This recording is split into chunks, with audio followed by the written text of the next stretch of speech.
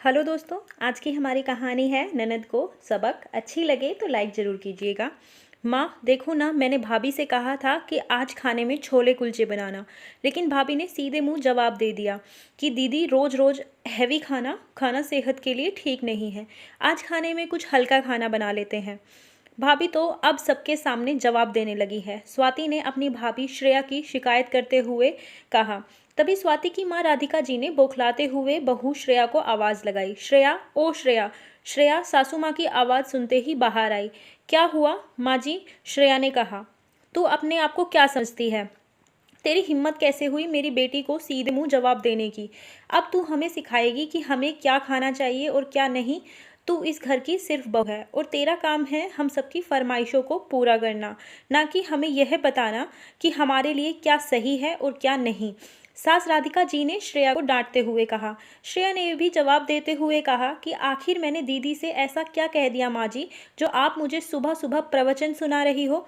मैंने दीदी से कोई गलत बात नहीं कही। रोज रोज ऑयली खाना खाना हम सबकी सेहत के लिए हानिकारक है। कभी कभी का तो समझ आता है, लेकिन दीदी को तो रोज की रोज कभी पनीर पुलाव, छोले कुलचे और पता नहीं क्या क्या खाना होता है। इसीलिए तुम्हारा फर्ज बनता है कि तुम अपनी ननद की इच्छाओं का ख्याल रखो, समझी? सासू जी ने रोब से कहा। वाह वाह माँ जी, क्या बात कही है आपने। स्वाति दीदी महीने में 15 दिन तो आकर यहाँ रहती हैं, ससुराल में टिकती ही कहाँ हैं। और ससुराल में टिकेगी भी कैसे, क्योंकि आप जो हो दीदी का पक्ष लेने के लिए। दीदी ने तो अपने ससुराल वालों के नाक में दम कर रखा है। सास ससुर और जमाई जी कुछ कहते नहीं तो बस उसी बात का ही दीदी फ़ायदा उठाती हैं। कभी ऐसा ना हो कि दीदी की यह आदतें कभी खुद पर ही उन पर भारी पड़ जाएं, क्योंकि जब भी स्वाति दीदी की ननद यहाँ या उनके कोई भी रिश्तेदार कुछ दिन के लिए रुकने आते हैं तो वह झट से यहाँ पर भाग आती है, ताकि नंदों के नखरे ना झेलने पड़े। क्या स्वाति दीदी की नंदों की इच्छा नहीं होती होगी कि वो भी अपनी भाभी के हाथ का बना हुआ खाना खाएं? जैसे आपकी बेटी का मायका है तो उनका भी तो मायका है ना। फिर दीदी अपनी नंदों के प्रति अपनी जिम्मेदारियों को क्यों नहीं निभाती हैं? श्रेया ने भी हिम्मत दिखाते हुए अपनी बात रखी। तो क्या हुआ, मेरी बेटी यह सब खाती है तो यह इसका मायका है, इसका हक है यहाँ आकर अपनी इच्छाओं को पूरा करना। ससुराल में तो बेचारी अपनी इच्छा को दबा जाती है, और मायका तो मेरा भी है माँ जी। अगर मैं चाहती तो दीदी के आते ही मैं भी अपने मायके चली जाती, और फिर तब तक नहीं आती जब तक दीदी ना चली जाए। लेकिन मुझे अपनी जिम्मेदारियां निभाना आता है, ना कि जिम्मेदारियों से भागना। दीदी को यह सोचना समझना चाहिए, बल्कि उल्टा दीदी यहाँ पर आकर मेरे सर पर हुक्म चलाती हैं। श्रेया की बातें सुनकर राधिका जी के तन बदन में आग लग गई थी। उन्होंने श्रेया को सुनाते हुए कहा, बहू तू बहुत बोल रही है, जरा अपने शब्दों को विराम दे। यह घर मेरा है, मेरी बेटी का है, तू बस पराई है। और मेरी बेटी को मत सिखा कि उसने अपनी ससुराल के प्रति क्या जिम्मेदारी निभाई है और क्या नहीं।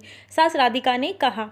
ठीक है माँ जी, अगर आपको मेरी बातें बुरी लगी हैं तो मैं आपसे और दीदी से क्षमा मांगती हूँ, क्योंकि सच हमेशा कड़वा होता है।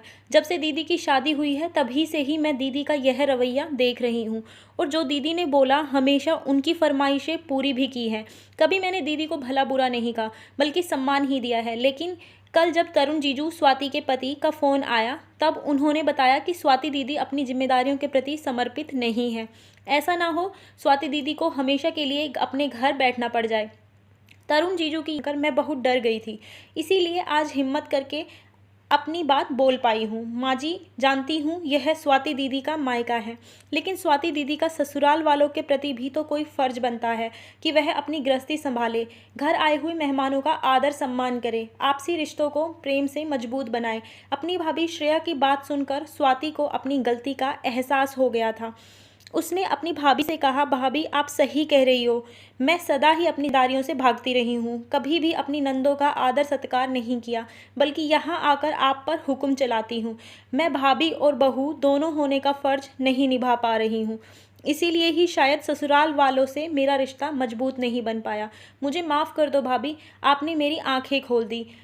मैं अब हमेशा अपनी जिम्मेदारियों को दिल से निभाऊंगी। स्वाति ने श्रेया को गले लगाते हुए कहा। मुझे भी माफ़ कर दो बहू, मैंने तुम्हें कितना भला बुरा कहा। राधिका जी ने हाथ जोड़ते हुए कहा। ये क्या माँ, अगर आप साथ नहीं देती तो मैं यह सब कैसे कर पाती? श्रेया ने अपनी सास को कहा। सास बहू की बातें सुनकर स्वाति ने आश्चर्यचकित होकर पूछा, यह सब क्या है? मतलब यह है कि जब सीधी उंगली से घी ना निकले तो उंगली टेढ़ी करनी पड़ती है। ससुराल के प्रति तुम्हें अपनी जिम्मेदारियों का एहसास करवाने के लिए हम सास बहू ने यह खेल रचा था। अगर मैं तुझसे सीधे मुंह कहती कि बिटिया तू रोज रोज यहाँ मत आया कर, तो शायद तुझे बुरा लगता कि माँ भी ऐसा बोलने लगी है। देख बिटिया, शादी हो जाने के बाद जिम्मेदारियों से मुंह नहीं मोड़ा जा सकता है। अब तुझे अपनी जिम्मेदारियों को एहसास हो गया है, मेरे लिए इतना ही काफ़ी है। स्वाति ने अपनी माँ और भाभी को धन्यवाद दिया और अपने ससुराल जाकर अपनी जिम्मेदारियों को पूरे दिल से निभाने लगी। धन्यवाद दोस्तों। कहानी अच्छी लगी हो तो लाइक कर दीजिए, ज़्यादा से ज़्यादा शेयर कीजिए, चैनल को सब्सक्राइब कर लीजिए ऐसी ही और मज़ेदार कहानियों के लिए।